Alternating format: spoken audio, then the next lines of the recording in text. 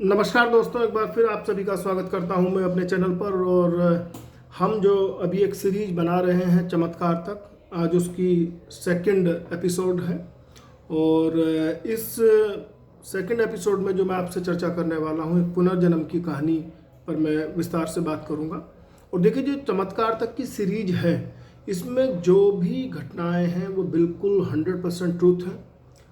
मैं इन पर्टिकुलर कहानियों के माध्यम से समाज को कुछ बातें बताना चाहता हूं कि चमत्कार होते हैं और ये 100% ट्रूथ है।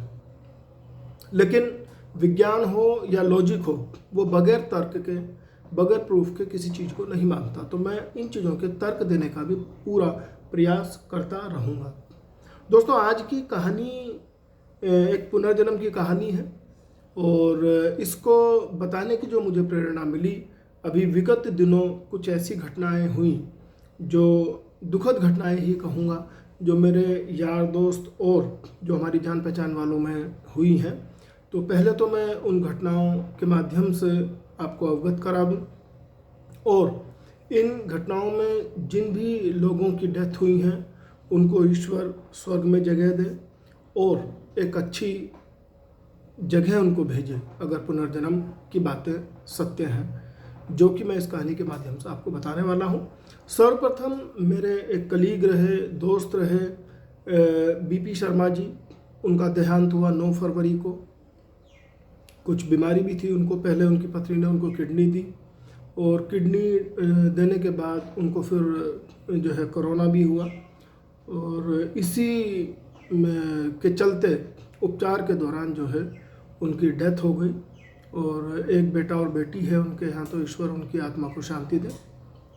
दूसरी बात, मेरे ही मित्र रहे हैं मुकेश शर्मा जी। एक हफ्ते के अंतराल पर ही इनकी पहले सिस्टर की डेथ हुई और उसके ठीक 7 दिन बाद इनकी माता जी की डेथ हुई। उन दोनों को भी ईश्वर उनकी आत्मा को शांति दे।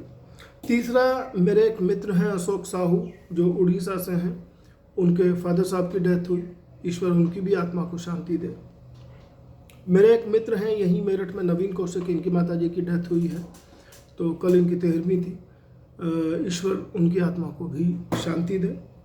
और उसके बाद एक मेरे अपने यहाँ, जिस कॉलोनी कान्हा ग्रीन सिटी में हम रहते हैं, वहाँ हमारे एक मित्र हैं पवन जी, उनके फादर इन लॉ की भी डेथ हुई उपचार के दौरान, तो ईश्वर उनकी भी आत्मा को शांति दे। और एक दुखद घटना ये है कि एक कुत्ते का करीब 3 दिन से मैं ट्रीटमेंट करा रहा था हॉस्पिटल में। ऐसा बताया जाता है कि किसी ने उसको डंडा मारा, इसकी वजह से उसकी स्पाइनल कॉर्ड पर चोट लगी, और वो बेचारा इतना, मतलब स्पाइनल कॉर्ड में कुछ ऐसा डिफेक्ट आया कि वो खिंचड़ करके चलने लगा। उपचार भी मैंने कराया, मेरे साथ एक बच्चा था, उसने मिल कर के, लेकिन हम उसको नहीं बचा पाए, उसकी भी डेथ हो गई।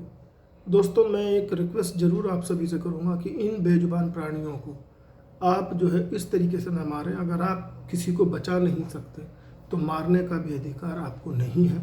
इन चीज़ों को आप समझिए। पता नहीं चलता कौन किस योनि में कब जन्म ले, इसलिए ईश्वर से डर कर के रहें और इनकी मदद जरूर करें। तो दोस्तों, आइए चलते हैं आज की कहानी पर। ये कहानी एक ऐसे पुनर्जन्म की कहानी है जहाँ गांधी जी को भी एक कमेटी गठित करनी पड़ी 15 सदस्यों की, और उसके प्रूफ जुटाने के लिए, और उनको फिर आगे आना पड़ा और मानना पड़ा कि ये वास्तव में 100% ट्रूथ है। कहानी कुछ इस तरीके से शुरू होती है। ये बात उस समय है जब हमारा देश आज़ाद नहीं हुआ था। शांति देवी, एक बच्ची, 11 सितंबर 1926 को बाबू रंग बहादुर माथुर के यहाँ दिल्ली में जो है जन्म होता है इस बच्ची का, और इस बच्ची का नाम रखा जाता है शांति देवी। 4 साल की उम्र तक ये बच्ची बहुत कम बोलती थी, या कहिए कि ना के बराबर बोलती थी। उसके बाद जब इसने बोलना शुरू किया तो बिल्कुल धारा प्रवाह बोलना शुरू किया। और करीब 1 साल के बाद जब इसकी उम्र 5 साल की हुई, तो इसने अपने कुछ बातें बतानी शुरू करी कि आप मुझे ये कहाँ रख रहे हैं, मेरा जो जन्म है, जो मेरी जगह है, जो मेरा जन्म स्थान है, वो तो मथुरा है। और उसने बताया कि मेरी शादी हो चुकी है, मेरे पति हैं, बेटा भी है। तो ये बातें सुन करके शुरू में तो किसी को भरोसा नहीं हुआ, लेकिन इनकी जो भाषा थी उसमें मथुरा की शैली थी जो ये बात करती थी। तभी इनके जो फादर हैं करीब करीब 1-1.5 साल के बाद जो स्कूल के एक हेडमास्टर रहे उनसे बात की, और हेडमास्टर जी ने फिर शांति देवी को बुला करके बात की। और जब भी घर वाले इनसे इनके पति का नाम पूछते थे तो ये शर्मा जाती थी। दोस्तों, आपको याद होगा कि उस दौरान पत्नियां अपने पति का नाम नहीं लिया करती थी, ये भी एक वजह थी। लेकिन कुछ प्रलोभन दे करके हेडमास्टर साहब ने जब इनसे पूछा तो तब शांति देवी ने अपने पुनर्जन्म की पूरी कहानी बताई, और उन्होंने बताया कि उनका नाम लुगदी देवी है, और लुगदी देवी का जो विवाह हुआ द्वारिकाधीश मंदिर के पास जो है इनका घर है मथुरा में, और इनके जो पति हैं उनका नाम केदारनाथ चौबे हैं, गोरे रंग के हैं, जो है चश्मा लगाते हैं, और उनके एक गाल पर मस्से का निशान भी है। अब कहानी कुछ इस तरीके से शुरू होती है जब ये शांति देवी अपनी कहानी बताती हैं कि इनका नाम लुगदी देवी है। इनका जन्म 1902 में मथुरा के पास ही चतुर्भुज जगह है वहाँ पर हुआ। 10 साल की आयु यानी 1912 में इनका जो है विवाह कर दिया गया, और विवाह हुआ केदारनाथ चौबे जी के साथ। केदारनाथ चौबे जी की ये दूसरी पत्नी थी, पहली पत्नी का उनका देहांत हो चुका था। तो आपको ध्यान होगा उस समय बाल विवाह की प्रथा थी। उसके बाद इनका गौना होता है, फिर ये वापस से करीब 7-8 साल बाद अपनी ससुराल जाती हैं, और 1923 में लुगदी देवी को एक पुत्र पैदा होता है, और वो पुत्र मृत पैदा हुआ। कुछ प्रॉब्लम रही होंगी, लेकिन जब अगली बार ये प्रेग्नेंट हुई तो उस दौरान जो है इनको आगरा के हॉस्पिटल में ले जाया गया, सरकारी हॉस्पिटल में, और वहाँ इन्होंने 25 सितंबर 1925 को, दोस्तों ध्यान दीजिएगा इन डेट्स को, 25 सितंबर 1925 को एक बेटे को जन्म दिया, और वो बच्चा पूर्णतः स्वस्थ था। लेकिन जन्म देने के बाद लुगदी देवी की तबीयत बिगड़ने लगी, और इन्होंने अपने पुत्र को केवल जो है एक बार ही देखा, और करीब 10 दिन बाद 4 अक्टूबर 1925 को लुगदी देवी की डेथ हो जाती है। इस डेथ के बाद ध्यान दीजिएगा, मैंने अभी स्टार्टिंग में चर्चा की थी कि 11 सितंबर 1926 को शांति देवी का जन्म होता है, यानी करीब करीब 9 महीने के बाद। कहानी ये बिल्कुल सत्य है, आप पूरा जो है इस चीज़ को प्रूफ के साथ इंटरनेट पर और भी कई सारे सोर्सेज हैं वहाँ पे जाकर के चेक कर सकते हैं। तो हेडमास्टर साहब को ये कहानी शांति देवी ने बताई। अब उस समय जैसे आज इंटरनेट मीडिया है या बहुत जल्दी से हम चीज़ों को मालूम कर सकते हैं फ़ोन से, वो सुविधाएं उपलब्ध नहीं थी। तो जो वो स्कूल के हेडमास्टर साहब थे बाबूरंग माथुर जी के जो जान पहचान में थे मास्टर जी, उन्होंने एक खत लिखा और शांति देवी के हवाले से लिखा गया केदारनाथ चौबे जी को। और जैसा कि इन्होंने बताया था कि मथुरा में द्वारकाधीश मंदिर के पास वाली गली है, कपड़े के व्यवसायी हैं, उनके नाम से इस तरीके से पहले चिट्ठियाँ पहुँच जाया करती थी। चिट्ठी पहुँची, उसमें बहुत सारी ऐसी बातें शांति देवी ने बताई।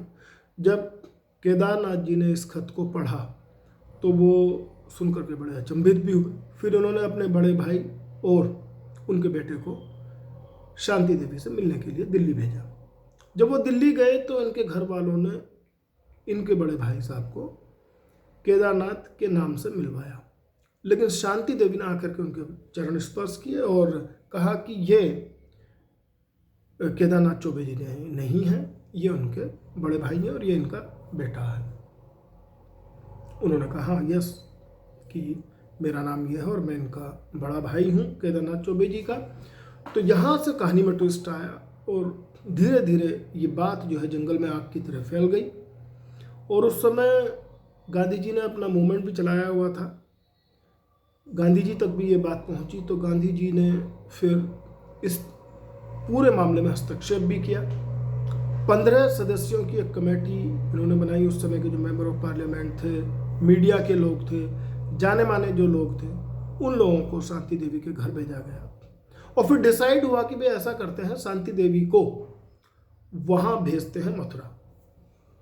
फिर ये मथुरा ट्रेन से गए और वहाँ जब ये रेलवे स्टेशन पे उतरे तो एक अनजान आदमी को देख करके शांति देवी ने उनके पैर छुए तो वो और कोई नहीं थे, केदारनाथ जी के चचेरे भाई थे। उसके बाद तांगे में उस समय तांगे चलते थे, तो तांगे वाले के साथ वो पूरी कमेटी बैठी 2 तांगों में, और शांति देवी जो है रास्ता घर का बताती चली गई, और बताने के बाद में वो अपने नियत स्थान पर वहाँ पहुँच गई। जाने के बाद उन्होंने अपने बाकी घर के मेंबर से मिली, और भी चीज़ें उन्होंने बताई।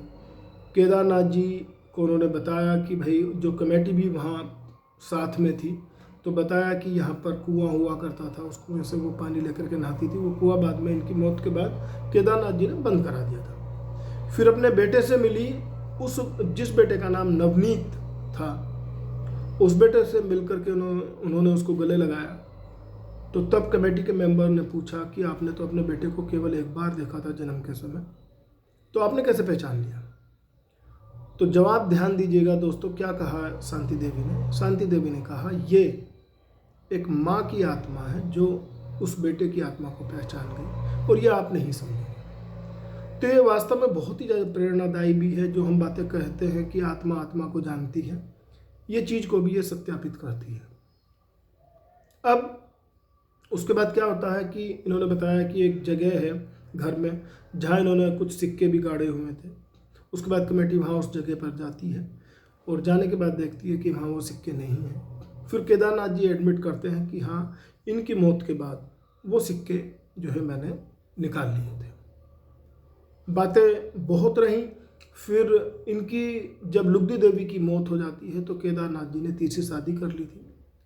तो ये बात सुन करके शांति देवी बहुत रोईं, और उन्होंने कहा भी कि आपने मेरे से वादा किया था कि अगर मैं मर जाती हूँ तो शादी नहीं करेंगे तीसरी। तो खैर उन्होंने कहा कि भाई आप मर गई थी, बच्चों का पालन पोषण करना था, इसलिए मुझे शादी करनी पड़ी। लेकिन उस समय की जो सामाजिक परंपराएं, जो व्यवस्थाएं थी, उसके अकॉर्डिंगली और प्रैक्टिकली ये भी पॉसिबल नहीं था कि शांति देवी वहाँ वापस से आकर के रहें। लेकिन शांति देवी ने जैसी उस समय की जो वो छोटी बच्ची थी, उसने प्रण किया था कि मैं आजीवन कुंवारी रहूँगी, शादी बिल्कुल नहीं करूँगी। तो मैं आपको केवल इतना बता दूं कि 27 दिसंबर 1987 को 61 साल की आयु में इनका निधन हो गया।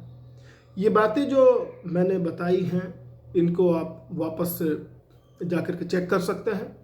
बताना मैं केवल इतना चाह रहा हूँ इस कहानी के माध्यम से कि शांति देवी जो 61 साल की आयु में जिनका निधन हुआ, उम्र भर अविवाहित रही, और उस समय जो वो कमेटी बनाई गई थी गांधी जी के द्वारा, उस कमेटी ने पूरा लिख करके दिया कि यस, ये लुगदी देवी का ही पुनर्जन्म है।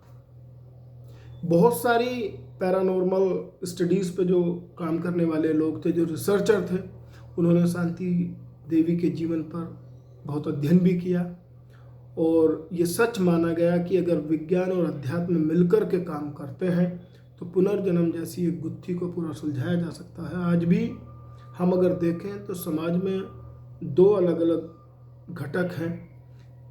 उनमें से एक पक्ष कहता है कि यस, पुनर्जन्म बिल्कुल सत्य है, और दूसरा जो घटक है वो ये कहता है कि पुनर्जन्म ये बकवास है। तो जो लोग पुनर्जन्म में बिलीव नहीं करते, उन्हीं के लिए मैं ये वीडियो बना रहा हूँ। और चूंकि अभी स्टार्टिंग में मैंने कहा 5 लोगों की जो ये डेथ हुई, तो मन सुन करके बड़ा दुखी भी होता है। जब किसी के स्वजन प्रियजन की डेथ होती है तो दुख तो होता ही है। और 6वां जो मैंने उस कुत्ते का नाम लिया, उस कुत्ते की भी डेथ हुई। तो देखिए, जीव आत्मा तो सभी में ही है। तो मैं केवल इतना कहना चाहता हूँ कि पुनर्जन्म की जो बातें हैं वो बिल्कुल सत्य हैं। अगर जिसने जन्म लिया है वो ज़रूर कहीं जा कर के पैदा होगा। और उन सभी के परिवार वालों से मैं केवल विनती करता हूँ कि आप धीरज ना छोड़िए, ढाढ़स बंधाए रखिए। जो आज आपका घर छोड़ करके जो आत्मा गई है, वो जरूर कहीं दूसरी जगह जन्म लेगी। ईश्वर से आप केवल यही प्रार्थना करें कि वो सही जगह हो। हम कहते भी हैं कि may god rest in peace the soul. तो वो जो आत्मा है वो रेस्ट इन पीस रहे, और अगर कहीं जन्म लेती है तो वो बिल्कुल सही रहे। हो सकता है किसी माध्यम से आप में से किसी परिवारजन को पता भी चले। तो बस मैं यही कहूँगा कि आप ईश्वर से प्रार्थना करें। और दोस्तों, ये बातें उतनी ही सच्ची हैं, पुनर्जन्म की बातों में पूरा तथ्य है। चमत्कार तक की जो है मैंने सीरीज शुरू करी है, इसमें हर बार मैं एक नई कहानी लेकर के आपके सामने प्रस्तुत होऊंगा, और वो जो होगी पूरी रिसर्च के साथ, पूरी थ्योरी के साथ, पूरे एक प्रूफ के साथ मैं आपके सामने प्रस्तुत करूंगा। अगर छोटी मोटी कोई त्रुटि हो जाती है तो उसके लिए आप मुझे क्षमा कीजिएगा, और आशा करता हूं कि आप मेरा चैनल देखते रहेंगे और आगे चल कर के जो हमारी ये माँ के बिहारी जी ज्योतिष के नाम से जो मेरा चैनल है, उसकी जो परिवार है उसमें बढ़ोतरी होगी, और आगे आप मेरे चैनल को सब्सक्राइब भी करें, लाइक करें और लोगों के साथ शेयर करें। इन्हीं शब्दों के साथ मैं विदा लेता हूं। नमस्कार, प्रणाम। अगले हफ्ते फिर किसी दूसरी कहानी के साथ प्रस्तुत होऊंगा। जय हिंद।